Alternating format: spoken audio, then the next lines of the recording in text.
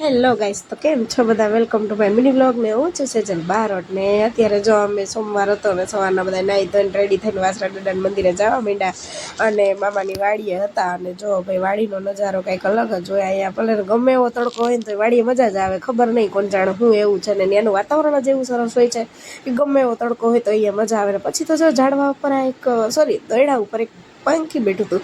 આ પંખીને શું કહેવાય છે તે કોમેન્ટમાં મને કહેજો. અને પછી ભાઈ અમે પંખીને જોઈને નીકળી ગયા ને આવી ગયા હતા અમે વાછરા દાદાના મંદિરે. તો આ છે અમારું હાપીવાડીમાં વાછરા દાદાનું મંદિર, કેટલા વર્ષો જૂનું. અને અહીંયા જો અમારા વાછરા દાદા બેઠેલા છે.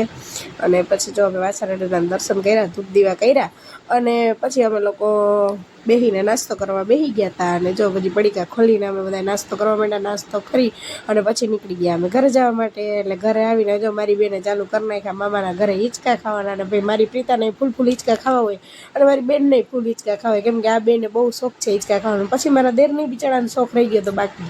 એટલે ઝાડવા નીચે ને ભેહું આગળ હિંચકો બાંધ્યો હતો એટલે એ બિચારો ન્યાય જો હિંચકવા માંડ્યો.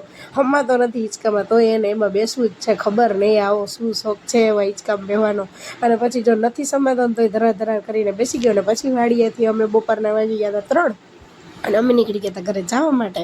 અને ભાઈ ટ્રાફિક ના નડે એવું તો ખબર નહીં યાર મારી કુંડલીમાં શું છે, નડે જ. મામા સાહેબના મંદિર આગળ એક ટ્રક આડો ઊભી ગયો હતો એટલે ભાઈ અમને ટ્રાફિક નડી ગયું હતું. અને ભાઈ આ ટ્રાફિક ક્યારે ક્લિયર થાય એની કાંઈ ખબર નથી, પણ ધીરે ધીરે ફાઇનલી તો ટ્રકવાળાએ થોડીક જગ્યા આપીને અમે નીકળી ગયા. અને ટુડે ઇઝ માય લુક. એટલે ભાઈ જો આવો લુક હતો કાંઈક મારો સરસ અને અમારા બધાનો.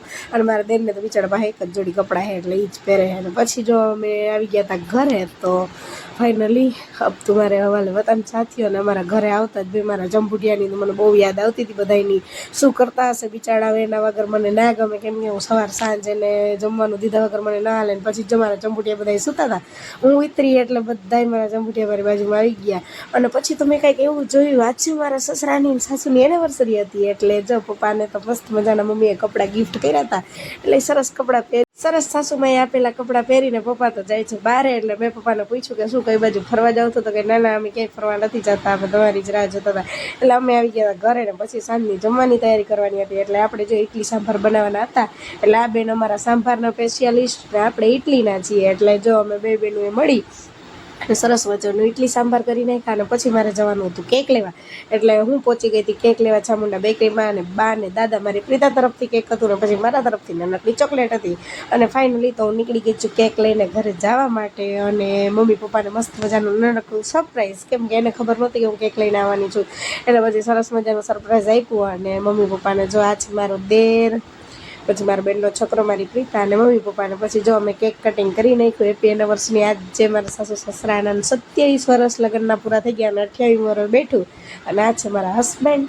અને પછી અમે કેક કટિંગ કરી નાખ્યું. મારી સીટાઈ જો રાહ જોવે છે કે ક્યારે આપણાને કેક ખાવા મળે. એટલે આપણે જો મમ્મી પપ્પાએ બધાને મસ્ત મજાનું કેક 2 જણાએ ખાઈ લીધું ને પછી બધાએ છોકરાઓને કેક ખવડાવી દીધું. અને અમે 2 જણાએ મસ્ત મજાની ચોકલેટ આપી દીધી. જોકે આ ચોકલેટના પૈસા મેં જ આપ્યા હતા, કોઈ આપ્યા નહોતા ને ખાલી એમનો હાથ દેવા આવી ગયા હતા. અને પછી તો ભાઈ બપોર થઈ ગયું ને એટલે અમારે મારા લગ્નની કેસેટ જોતી હતી મારી બેન, કેમ કે મારે જોઈ જ છે. એમાં મારો સીન કેવા આવે છે ને આ જો મારી બેન છે અત્યારે હું રિયલમાં કેવી છે ને અત્યારે કેવી છે. અને પછી તો ભાઈ કંઈક વિદાયનો સમય આવી ગયો અને મારી બેન તો અહીંયા રોવા માંડી છે યાર. કેસેટમાં તો રોવે છે ને વિદાયનો સીન જોતી રોવે છે. તો ભાઈ મેળા આપણે નેક્સ્ટ